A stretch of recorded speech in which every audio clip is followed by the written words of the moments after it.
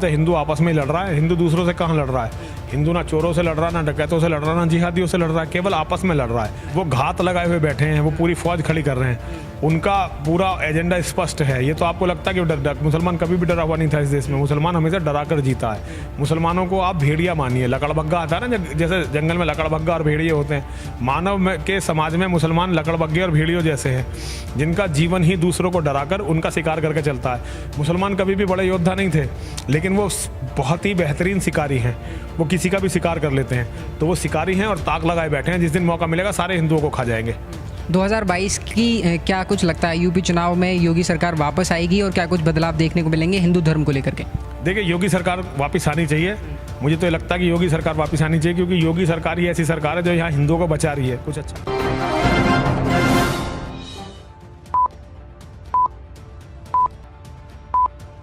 नमस्कार, मेरा नाम है उत्कर्ष गुप्ता और आप मेरे साथ देख रहे हैं क्राइम वीक न्यूज़। अभी हमारे साथ एक ऐसी शख्सियत बैठी हुई है जिनको आप बखूबी जानते हैं, क्योंकि हमेशा से ही चर्चा में रहे हैं अपने बयानों को लेकर, अपनी बातों को लेकर और सनातन धर्म को लेकर तो हमेशा से ही जाने जाते रहे हैं। हमारे साथ मौजूद हैं यति नरसिंहानंद सरस्वती जी, जो कि डासना मंदिर पर रहते हैं। आज उन्हीं से बातचीत करने के लिए हम आए हुए हैं। खास बातचीत करेंगे, हिंदुत्व को लेकर जुड़े हुए सवाल पूछेंगे, वर्तमान की राजनीति, वर्तमान की भाजपा सरकार और हिंदुत्व के एजेंटों को लेकर, हिंदू राष्ट्र को लेकर, गौरक्षा को लेकर के कुछ बातचीत करने की कोशिश करेंगे। आपका बहुत बहुत स्वागत है। सबसे पहले मेरा सवाल जो होगा वो गौरक्षा को लेकर के होगा, क्योंकि जिस तरीके से योगी सरकार जब आई थी सत्ता में तो बहुत तेज़ी से कदम उठाए गए थे गौरक्षा के लिए, गौशालाएं बनाई गई थी, लेकिन वो सारी चीज़ें अब धरातल पर क्यों नहीं दिखाई दे रही?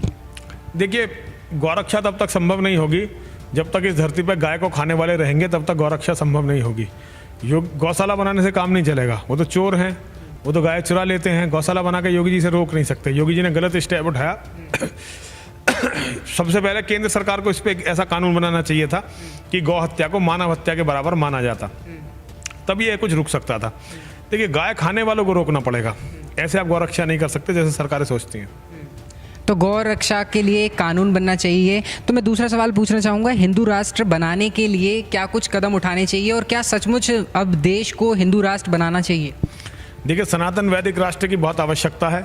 अगर सनातन वैदिक राष्ट्र नहीं बना तो इस्लाम के जिहादी सारे इस देश को खा जाने वाले हैं। केवल 2029 में भारत का प्रधानमंत्री मुसलमान होगा।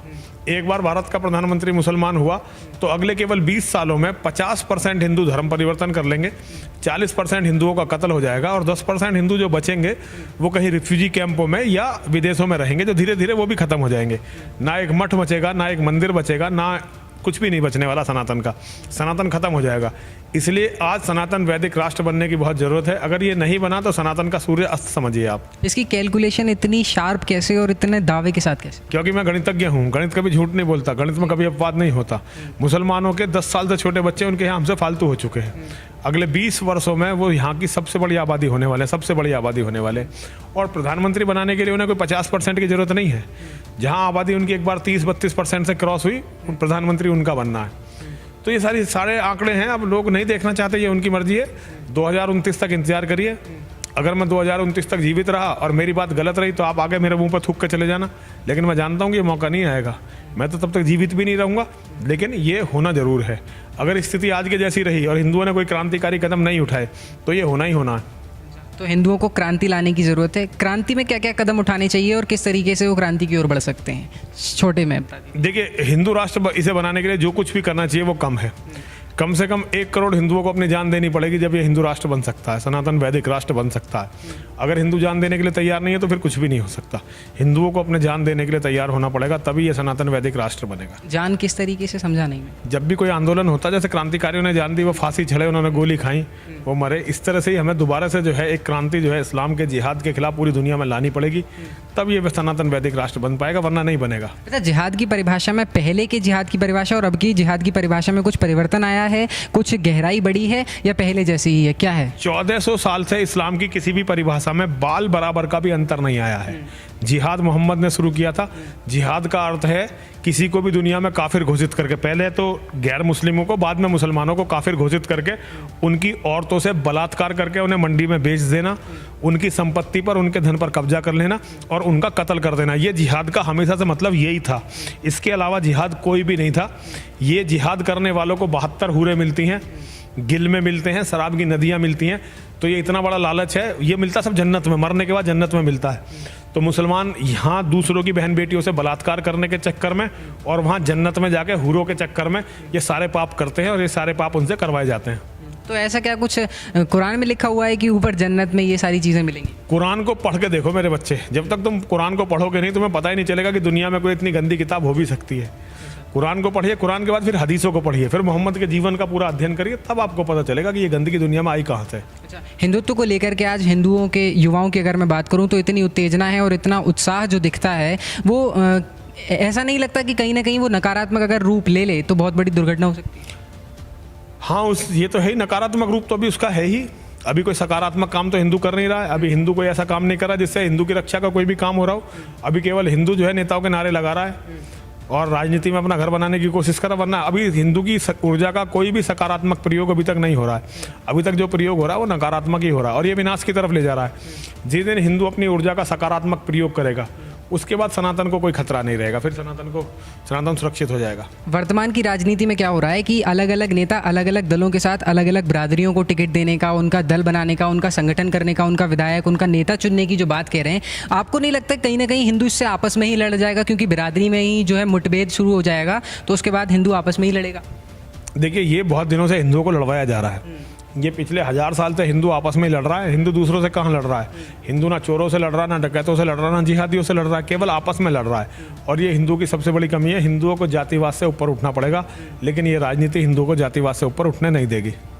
तो कहीं ना कहीं इन सारी बातों के लिए जो युवाओं को अपने अंदर एक सकारात्मक समझ लानी होगी और उसके ऊपर कार्यरत होना होगा, यही कहना चाहते हैं आप? तो सकारात्मक शक्तियों का किस तरीके से जागरूक करा जा सकता है? मतलब अगर कोई छोटा बच्चा है और अगर वो जानना चाहता है सनातन धर्म के बारे में, समझना चाहता है उसके बारे में, उस रास्ते पर चलना चाहता है, तो वो किस तरीके से अग्रसर हो? देखिए, बहुत सारे तरीके हैं, लेकिन सबसे मुख्य तरीका जो है वो है श्रीमद् भगवद गीता का रास्ता। हर हिंदू को श्रीमद् भगवद गीता का स्वयं अध्ययन करने का प्रयास करना चाहिए। जब आप स्वयं गीता का अध्ययन रोज करने लगेंगे तो आपको भगवान अपने आप रास्ता दिखा देंगे। श्रीमद् भगवद गीता का अध्ययन करने वाले, उसका अध्यापन करने वाले, उसका प्रचार करने वाले, उसका प्रसार करने वाले कभी भी कन्फ्यूज़ नहीं होते, और जब वो कन्फ्यूज़ नहीं होते तो अपना रास्ता पा लेते हैं। हिंदुओं की सबसे बड़ी कमी है कि वो गीता नहीं पढ़ते। हिंदू गीता पढ़ेंगे तो सब कुछ ठीक होगा। अच्छा, वर्तमान में हिंदुस्तान में जो मुसलमान रह रहे हैं वो क्या हैं? डरे हुए हैं, सहमे हुए हैं, या वो अभी छुपकर बैठे हुए हैं, या कुछ बड़ा करने की उनकी साजिश होने वाली है? आपके अंदाजे से क्या लगता है? वो घात लगाए हुए बैठे हैं, वो पूरी फौज खड़ी कर रहे हैं, उनका पूरा एजेंडा स्पष्ट है। ये तो आपको लगता है कि मुसलमान कभी भी डरा हुआ नहीं था इस देश में। मुसलमान हमेशा डरा कर जीता है। मुसलमानों को आप भेड़िया मानिए, लकड़बग्गा आता है ना, जैसे जंगल में लकड़बग्गा और भेड़िए होते हैं, मानव के समाज में मुसलमान लकड़बग्गे और भेड़ियों जैसे हैं, जिनका जीवन ही दूसरों को डराकर उनका शिकार करके चलता है। मुसलमान कभी भी बड़े योद्धा नहीं थे, लेकिन वो बहुत ही बेहतरीन शिकारी हैं। वो किसी का भी शिकार कर लेते हैं, तो वो शिकारी हैं और ताक लगाए बैठे हैं। जिस दिन मौका मिलेगा सारे हिंदुओं को खा जाएंगे। 2022 की क्या कुछ लगता है, यूपी चुनाव में योगी सरकार वापस आएगी और क्या कुछ बदलाव देखने को मिलेंगे हिंदू धर्म को लेकर के? देखिए, योगी सरकार वापस आनी चाहिए। मुझे तो लगता है कि योगी सरकार वापस आनी चाहिए, क्योंकि योगी सरकार ही ऐसी सरकार है जो यहाँ हिंदुओं को बचा रही है, कुछ अच्छा कर रही है। वरना बाकी सब लोग तो बिल्कुल मुस्लिम समर्थक हैं। मैं राजनीति में केवल योगी जी का समर्थन करता हूँ, तो मुझे लगता है योगी सरकार वापस आनी चाहिए और आएगी। अच्छा, अब मथुरा जन्मभूमि का मुद्दा जो है काफ़ी उछाल में आ रहा है, तो उस पर आपका क्या राय है? मेरा इसमें कोई राय नहीं है। ये जन्मभूमियों के लिए लड़ते रहेंगे, मंदिरों के लिए लड़ते रहेंगे, तो ये बचेंगे कैसे? राम जन्मभूमि के पर जो मंदिर तुमने बना लिया, 10 साल बाद इसे बचा पाओगे, इसकी क्या गारंटी है तुम्हारे पास?